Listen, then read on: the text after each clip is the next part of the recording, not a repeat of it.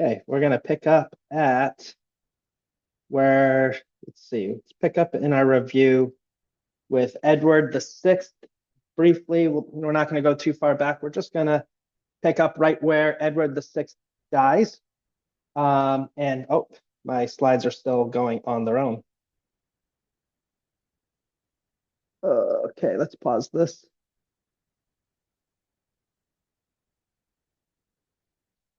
All right. Okay. It wants to go through the review that quickly. All right. That's not a problem. All right. So back to Edward the Sixth at his death. And he dies at around the age of 15, probably from tuberculosis. And he hands over the throne to his first cousin, Lady Jane Grey, because she had the same Protestant theological views as him. And Catherine of Aragon's daughter, King Henry VIII's first daughter, said no way. She rises to power, gets an army, gets the favor of the court, and then removes Lady Jane Grey from the throne, and 9 days later has her executed. And then she dies, Lady Jane Grey dies at the age of 16. And we covered that last week, and for the sake of my own emotions, we are not going to go through that in detail again. Then Mary the First becomes the Queen of England. And she decides she's going to wage war on the Protestant Reformation. And the first one that she executes is John Rogers. John Rogers was the one who put together the Matthew's Bible and was influential in getting it licensed and legalized, being the first legalized English Bible in England.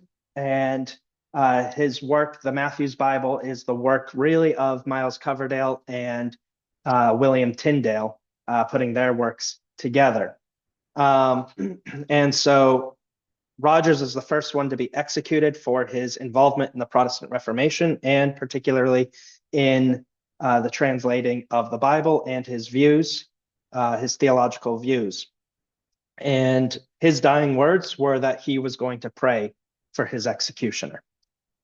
And then Bloody Mary gets her title because she begins to execute about 300 Protestants. She's hunting them down and burning them at the stake. Cranmer, we learned about him.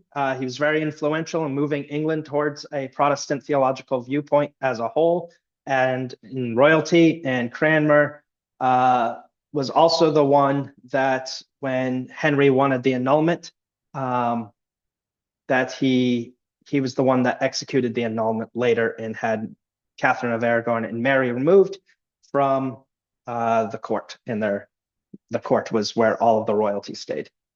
And so she targets Cranmer. Cranmer had done the Book of Common Prayer at that point. He had helped get the Great Bible published, which was a authorized version of the Bible for the Church of England. And so she throws him in prison. His prison mates are Hugh Latimer and Nicholas Ridley, being two of his prison mates. And they are also in there for their theological views on the Protestant Reformation, particularly justification by faith alone. And Hugh Latimer and Nicholas Ridley go on trial. They are convicted of heresy, and they are burned at the stake, with Hugh's last words encouraging Ridley that they would be lighting a candle that by God's grace should never be put out. Then Thomas Cranmer is up for his trial next, knowing what's coming for him. Cranmer recants. He says that he does not follow the Protestant Reformation. He rejoins himself to the Roman Church. He says he's excited to do so. He takes the Mass. He affirms transubstantiation, something which he had not previously affirmed. And he signs a letter of recantation after recantation. Mary I, though, really hated Cranmer. And there were laws against executing people who recant, and she wanted Cranmer dead. And so she would just keep asking him to recant different doctrines, and he would just continually recant them. He would just sign recantations. So through the month of March, he had signed, I forget how many exactly, but he had signed probably a half dozen or so recantations of different doctrines of the Protestant Reformation.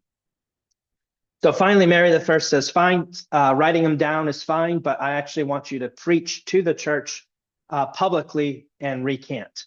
And she, again, is just looking for any excuse to have him executed, but he would not give her one by continually recanting. But getting in front of the church and openly recanting verbally seemed to be a line he just was not willing to cross at this point. And so he finally, he starts to preach the letter that was made for him. And he denounces the Pope as the enemy of Christ and the Antichrist with all of his false doctrine. And they immediately remove him from the platform and they tie him up to be burned. And he thrusts his hand into the fire because it was the unworthy hand that signed the recantations. And he gave his life for God at that point in his beliefs. And then we'd taken a break. We stopped. We're going to stop here with English history, and we're going to move to France. So we're going to back up in France. We're not going to take the same amount of time through France that we did through England, because while it is somewhat important to us, it is not going to have such a massive impact. But it is going to impact this man, Robert Estienne Stephanus, Erasmus's protege and architect of the Standardized Bible. Robert Estienne, he does not grow up in England, so England is not the political ground in which he is facing. He's growing up in France. So we have to back up a little bit to understand the political situation that he's in. He's in France. He's south of England. He has his own king. He's got his own political situation and so on. So Stephanus is, we're going to back up we're backing up roughly 50 years. Okay, so Mary I is not on the throne yet. We're going back to 1503. So we're going back to when we were talking about Erasmus and Erasmus's situation and things of that nature. So Stephanus was born in Paris of 1503. He was born to a famous printer named Henry Stephanus. And Henry, just so you're aware, I think I did put this in my notes, but I'm not seeing it. His official name, his real name is Robert Estienne, but his work and his work that he's going to be memorialized for his legacy is going to be based on the Latin translation of his French name, which is Stephanus. And since I know him primarily through his work, I'll refer to him most of the time as Stephanus instead of Estienne. But they're the same name. Estienne is the French name for Stephanus. They are both ultimately Stephen. Okay. So Robert Stephanus is what I'll call him primarily that. So Stephanus was born in 1503 to his father, Henry Estienne, or Henry Stephanus. Henry was highly influenced. Okay. That's Stephanus's father. Henry was highly influenced by Erasmus. Henry became a humanist, and Henry was no joke in languages. He knew Latin, Greek, and Hebrew, which was a pretty big deal in that time because Hebrew, not a lot of people were learning Hebrew, but some were. And the Reformation was definitely pushing people back towards Hebrew because of the ad fontes, going back to the classics. But the only real classic of Hebrew literature was the scriptures. All of the other languages like Greek and Latin, all of those, they had lots of writings, lots of classical works outside of scripture. So those you would have had more works to work with by learning those languages. So he learned Hebrew, and he was a famous printer because of his quality. People wanted him to print their works because he did a really good job. And that was the father Stephanus was born under, and Stephanus grew, and as he grew, he followed in his father's footsteps, being the footsteps of Erasmus's. He grew up a member of the Roman Church. He became a humanist. He too learned Greek, Hebrew, and Latin, on top of his native tongue being French. In 1520, So we're going to just kind of run through a timeline here. In 1520, Stephanus's father died. His father's business went into the hands of his father's business partner at the time. So 1503. So Stephanus is about 17 years old when his father dies. And it's not until 1523 that a man by the name of Jacques Lefebvre translates the Latin Vulgate into French. Okay, so he's translating the Latin Vulgate into French, which would be a similar work to what Wycliffe had done, if we remember correctly. Wycliffe translated the Latin Vulgate into English about 100 plus years, 120 years or so before this point in time. But this one was 1523. And it was Latin Vulgate into French. Now, the French had a Bible already. So unlike Wycliffe's works were banned. England was more likely to ban English translations than other parts of the world. Remember, I had said that not the Roman Church hadn't banned all vernacular translations everywhere, but they definitely did in England. English translations were banned. The French did have a French translation. They had a French translation that was done in the 13th century. So in the 13th century was the last time that the first time a French translation was in France. But it hadn't been updated in the last 300 years. So this is the first update for the French Bible in the last 300 years, and it was done by Lefebvre. Now, what's interesting is Lefebvre does his work from the Latin Vulgate, but not the standard Latin Vulgate. He does his work primarily from the updated Latin Vulgate that Erasmus was pushing for. So remember, Erasmus kept producing Greek New Testaments with a Latin Vulgate update, Greek New Testament with a Latin Vulgate. So he's using the Latin Vulgate update to translate his French Bible. Erasmus, however, was under the scrutiny of the Roman Empire. As we know, while he was a member of the Roman Church, he was not exactly their biggest fan, and he was not their biggest fan.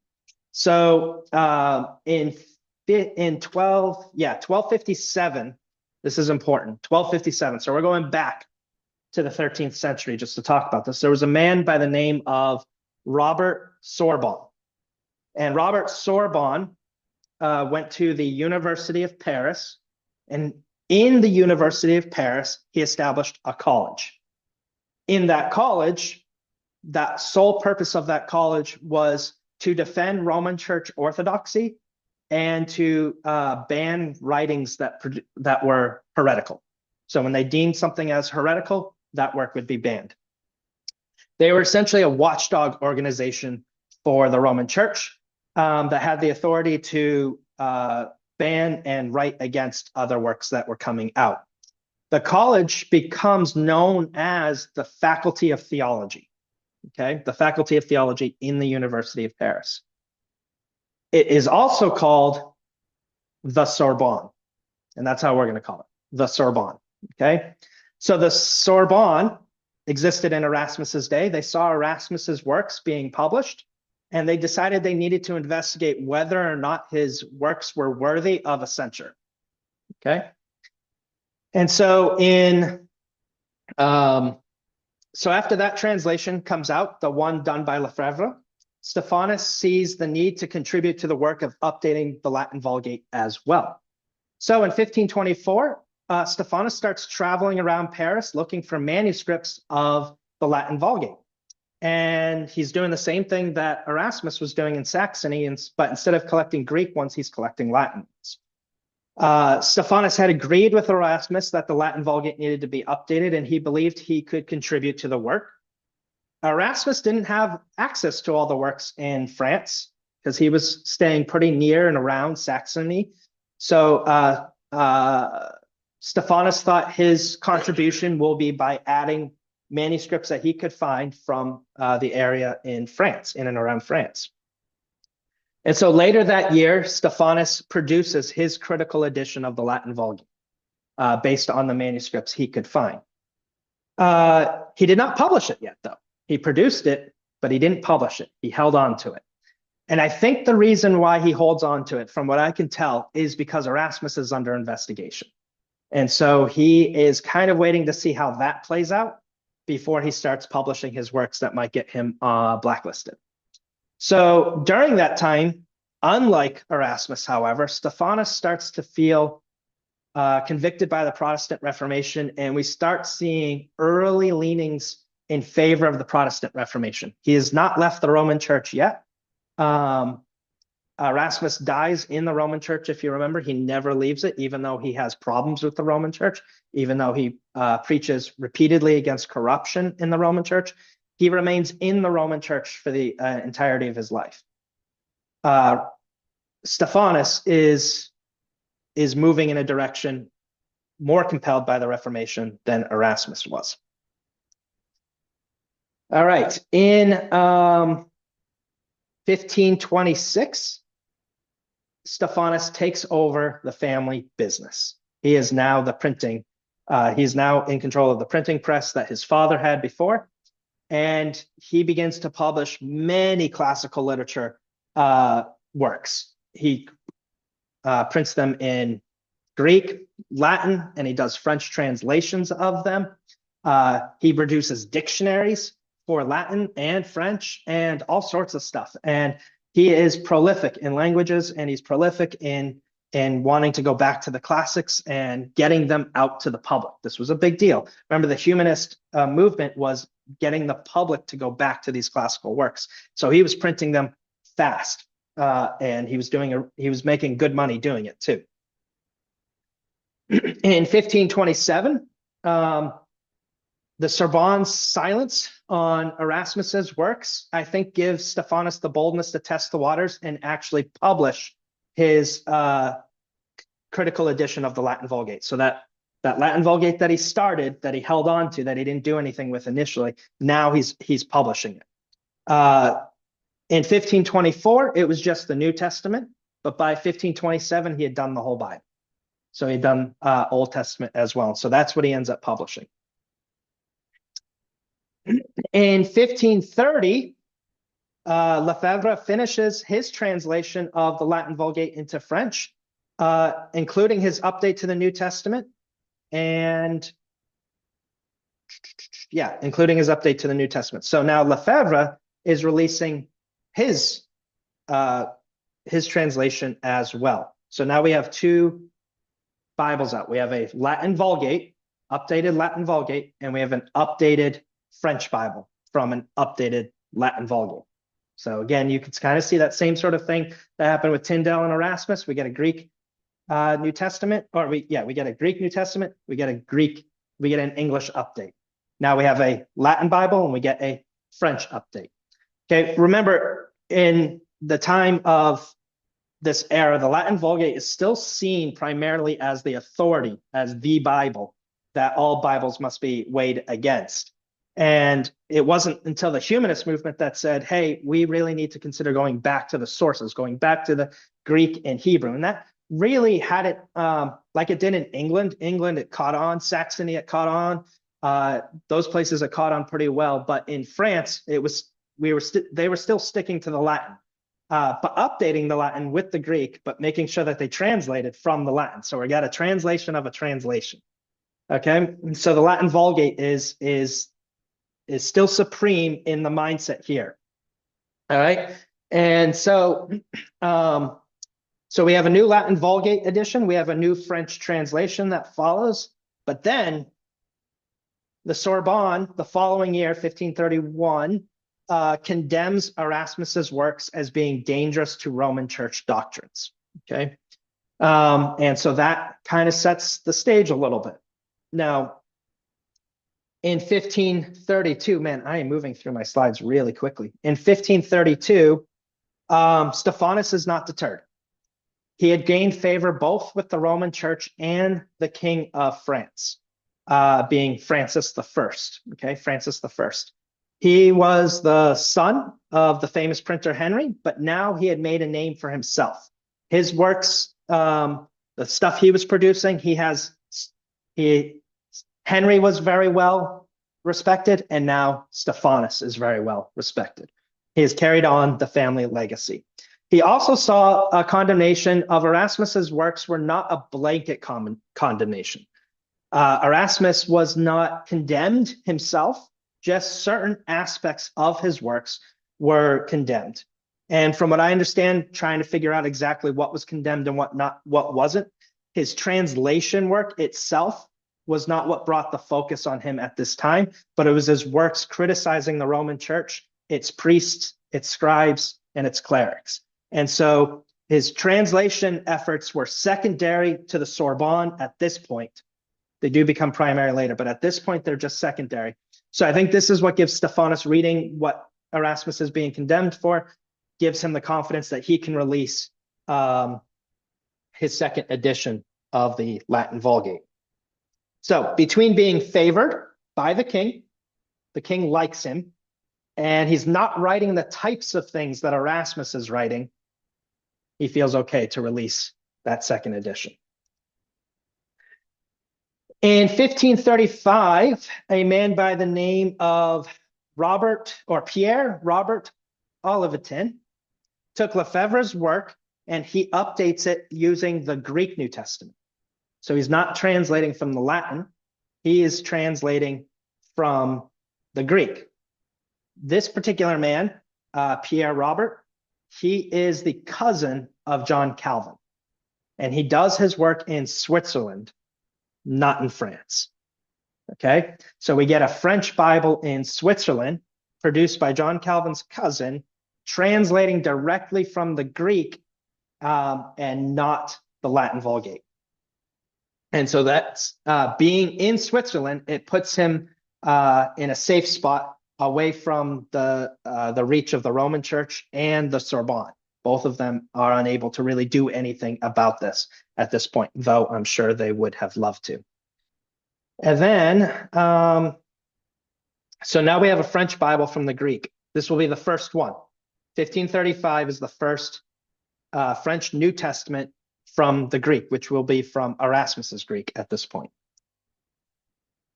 In 1539, Stephanus released a critical edition of the Hebrew Bible. Now, this was really interesting to me. A critical edition of the Hebrew Bible, and I thought that's interesting because almost all of our focus is entirely on the New Testament during the Reformation period. There's not a whole lot of talk about the Old Testament. It's very much focused on the New Testament. And so I thought that was interesting for him to do a critical edition of the Old Testament. And there was certainly a battle between the authority of the Hebrew and the authority of the Latin, which one took precedence. And the Reformation was back to the sources. The Hebrew takes precedence over the Latin texts, and the Roman Church said the Latin takes precedence over the Hebrew. And so I was kind of interested, what is Stephanus actually doing with this Hebrew text? Is he doing, at first I thought he was going to do like a diglot. Like, do you guys remember the polyglot, the Bible, where they had the Greek, the Latin, and the Hebrew all together and demonstrating the difference? I thought maybe that's what he's doing. He's doing a diglot of the Hebrew and Latin text and showing the differences. But no, it is strictly a Hebrew Bible. There is not a second language. It is only Hebrew. So I thought, that's interesting. So what exactly is this Bible? What is he doing? What's he producing? Because the Hebrew Old Testament did not have the same amount of manuscripts out there that the Greek did. When the Byzantine Empire fell, they brought all their Greek manuscripts with them, thousands of them. And so there was a lot to filter through on those. But the Hebrew end, there wasn't nearly as many, nor were they as prolific. They stayed spread apart. So I thought maybe he's comparing Hebrew manuscripts, but I'd never heard of a Hebrew edition made from Stephanus. I had heard of many other Hebrew editions. In fact, we talked about these when we were talking about the Masoretic text. These were the editions that had come out. And that's actually what happens. So if you remember, when we talked about the Masoretic text, we talked about the Proto-Masoretic text, then Codex Aleppo, then Codex Leningrad. And then we talked about this right here, Rabbinic Bibles. If you remember, the Rabbinic Bibles were Bibles that were the Masoretic text, but with the commentary of the rabbi who was writing it in the margin. it would have been equivalent to essentially a Jewish study Bible. And we said there was a particular one that gains prominence, and that's the Joseph ben Chaim Bible. The Joseph ben Chaim Bible is the one that takes prominence. That one starts to stand out. And then we said there was one particular printer named Daniel Bomberg who prints the Joseph ben Chaim Bible and all of its text in his 1525 edition. So here we are, we're in the middle of the Reformation, and this is the Old Testament that everyone's using. Everyone's using the Daniel Bomberg printed edition of the Joseph ben Chaim Rabbinic Bible, right? And so that comes with all of its footnotes that are Jewish. And so that is the only real access to the Hebrew Bible that people in the Protestant Reformation have, is this Rabbinic Bible. And so with the Jewish footnotes come Jewish bent towards their theology and things of that nature, including their rejection of Christ. So there's not a whole lot of options for the reformers. They have this Bible. That's what they're using. And they're really focused on the New Testament. So this one is what stands. The humanist movement encourages Christians to go back and study the classics. And we saw that Hebrew was one of the things that you went back to study. And your primary purpose, if you were during the Reformation and you were learning Hebrew, unlike Greek and Latin, where you had all sorts of works to work with Hebrew, you were really primarily focused on the Hebrew scriptures and rabbinic commentaries. That's what you were reading. So they weren't considered necessarily classical, except for the scriptures themselves were. And so there was a man who did become an expert in Hebrew. And that man was named Francois Vatable, and another man by the name of Leo Judd. We'll get to Leo Judd in a second. But Francis Vatable, I don't know if I'm pronouncing his name even remotely close to correct, but he's a humanist scholar. He's a Roman Church member as well, and he taught Hebrew in the universities of France, okay, which is where Stephanus is at. Stephanus also learned Hebrew himself. Francois produced his own commentaries on the Hebrew Bible. However, his commentaries combined the expertise not only of his own Hebrew, but it also combined commentaries from the Jewish rabbis and the commentary from Leo Judd. Leo Judd was an understudy of Zwingli. Okay? Leo Judd's commentaries on the Old Testament during the Reformation are going to have profound influence on how reformers interpret the Old Testament. Leo Judd is really influential in that, even though he's not very well known. Most people don't know Leo Judd very well, but he is highly respected among the scholars because of his expertise in the Hebrew language, which is why Francois quotes him in his own commentaries. He uses Leo Judd's works as well as all the other ones I mentioned.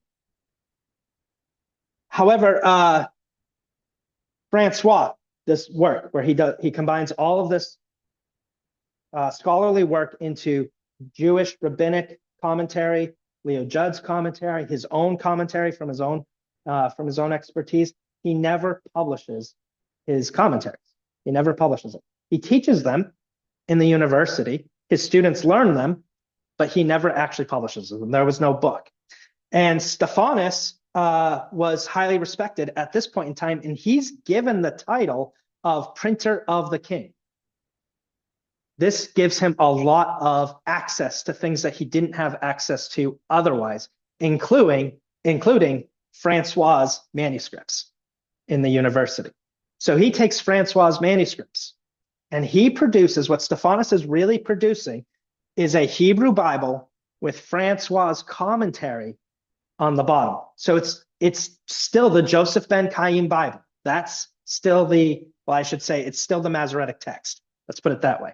It's still the Masoretic text. It's still the Joseph ben Chaim text, but it's not Joseph ben Chaim's commentary. It's Francois' commentary. That's what's at the bottom. And this will be the first time Protestants really have access to Christian interpretations of the Old Testament and Christians' views of the Old Testament and how translation difficulties and things of that nature is coming about. So Stephanus publishes Francois' commentaries with the Bible. Francois eventually, after he dies, his commentaries will be produced as a separate volume. But this will be the first time, and that's not till the late, where are we in our timeline now, 1539? It won't be for another decade that this occurs. So, yeah, so let's see. And what happens here is he has a critical apparatus where he's able to compare the Latin Vulgate to the Hebrew text in his margins as well. So even though it's strictly a Hebrew Bible, he's still addressing Latin Vulgate issues within the margin. He's not dealing largely with theological commentary, though your interpretation does impact your theology. His primary focus, Stephanus's primary focus, is wanting people to understand the Hebrew. So it's largely more linguistic than it is philosophical or theological. He's really focusing on the linguistics, which, of course, once you understand what it means, that impacts your theology and your philosophy. So that's that. Yep, so this is a big deal. Leo Judd himself is lesser known, but he's one of those guys that I think deserves some more recognition, especially during the Reformation, because of how influential his works end up being. So now we have Stephanus. The following year completes his third edition of the Latin Vulgate, 1540. And again, in the previous year, he became the printer of the king. And he's writing his third edition of the Latin Vulgate. He has the favor of the Roman Church, and he has the favor of the king. And suddenly the Sorbonne set their eyes on him. They look at him and they start looking to see if his works need to be censored. He's received relative security in his position. It seems to be, though, that his promotion kind of put him in the crosshairs because he had this extra power, this extra authority. While he was well known as a printer, now his printing of certain Latin Vulgates he's the king's printer. Now they're being seen as maybe being authorized by the king. And so the Sorbonne are like, wait a minute. I don't know if we want to go down this road. And so they start to investigate Stephanus. Stephanus had avoided being investigated largely because he was not doing the things that Erasmus was doing, such as preaching against the Roman Church and things of that nature. His primary focus was getting the Latin Vulgate updated, and he's not doing the work, but allowing his works to be translated into French for the common people. He's just stuck to working on Latin Vulgates. He didn't even do vernacular translations, though he was fully capable of doing them. He just wasn't doing them. He was really trying to play it safe. He wants to do this work, but he wants to play it safe, and he's not going beyond. Despite that, the fact that he was being investigated by the Sorbonne, he releases his fourth edition of the Latin Vulgate in 1546, and this is the first time he does it as a diglot. He does it with a Greek New Testament on one side. This would be in the same sort of style that Erasmus has been doing, Greek and Latin in one Bible, demonstrating why the Latin needs to be updated by the authority of the Greek. This undermines the authority of the Latin Vulgate. So he releases his fourth edition of the Latin Vulgate, but his first edition of the Greek New Testament. And he releases them in one diglot. This is the straw that breaks the camel's back for the Sorbonne while they're investigating him. They condemned his marginal notes. They condemned his textual choices as dangerous to the Roman Church authority and theology. And I quote what they say, that Stephanus's works are scattered with things that are erroneous, conducive to scandals, favoring Lutherans, and breathing heresies long ago condemned. This is what was said of Stephanus. Now, he was still the king's printer, And this provided him with a minimal amount of protection, but he was on thin ice, and he was very aware that things were coming to a head. And in the following year, the King of France, Francis I, passes away. And this is the man he had favor with. And he is replaced by Francis's son, Henry II. Henry II. And if I had ever pictured a Frenchman in fashion, this is exactly how I would picture that. But this wasn't good for Stephanus. He had the king's favor when it was Francis, but now he has to see what Henry is going to do. Is Henry going to show him the same favoritism that Francis did? And unfortunately for Stephanus, the king showed favoritism towards the Sorbonne and increased their power, not Stephanus's. And that power over the next couple of years raises massive concerns for Stephanus.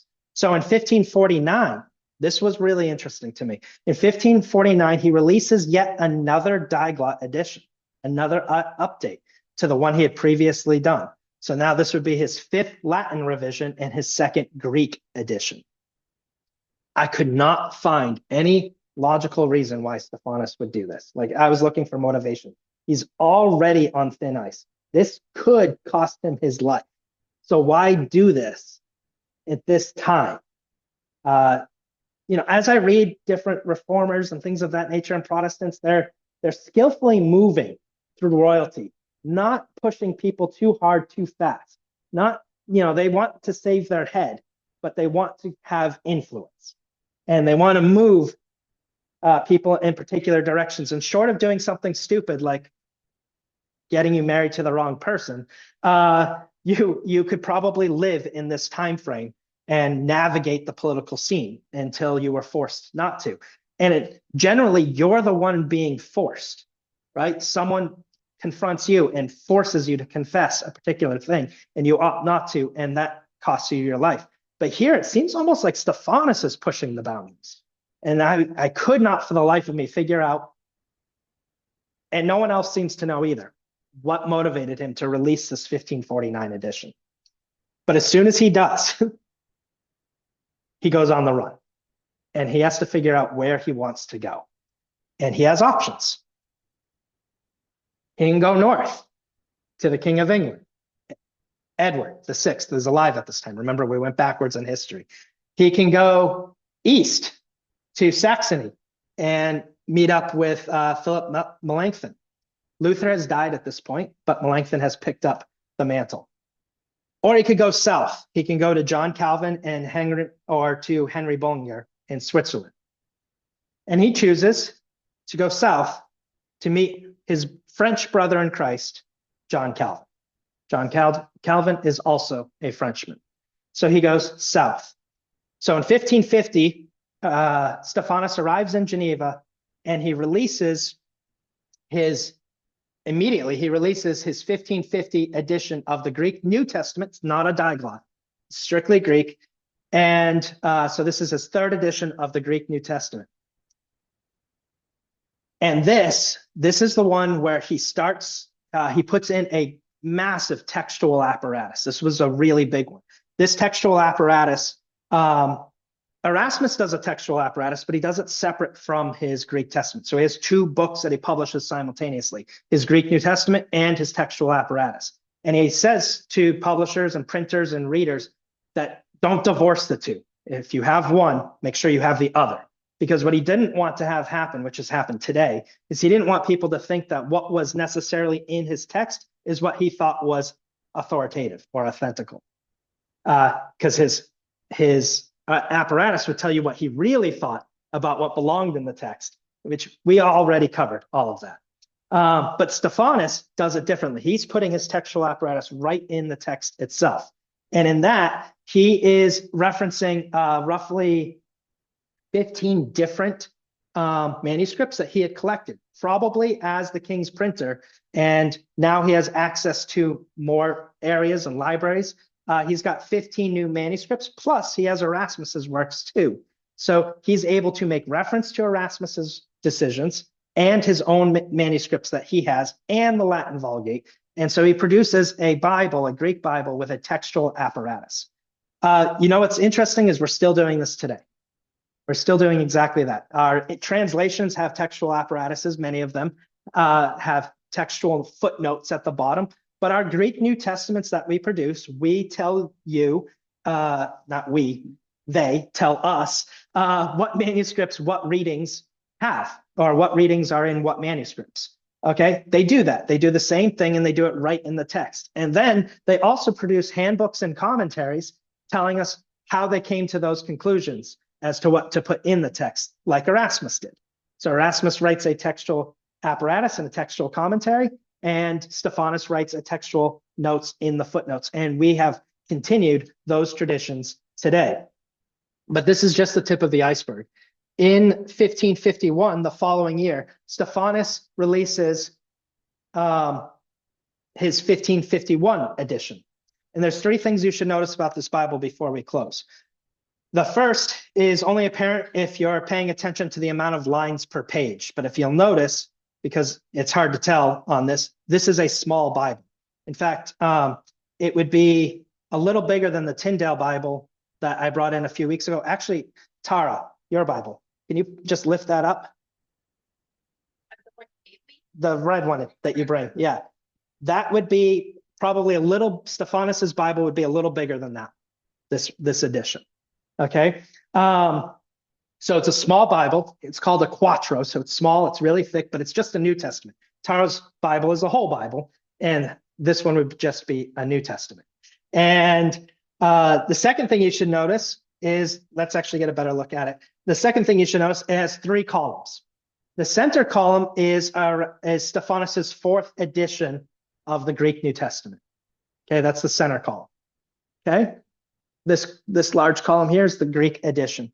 The outer columns, so this one and this one, is the Latin Vulgate as authorized by the Roman Church. And the inner columns, these two right here, is Erasmus's Latin Vulgate update. And so what he's now allowing you to see is the progression of the text. His Greek, Erasmus's Latin, and the Roman Church Latin. And he allows you to compare those editions and the differences between them.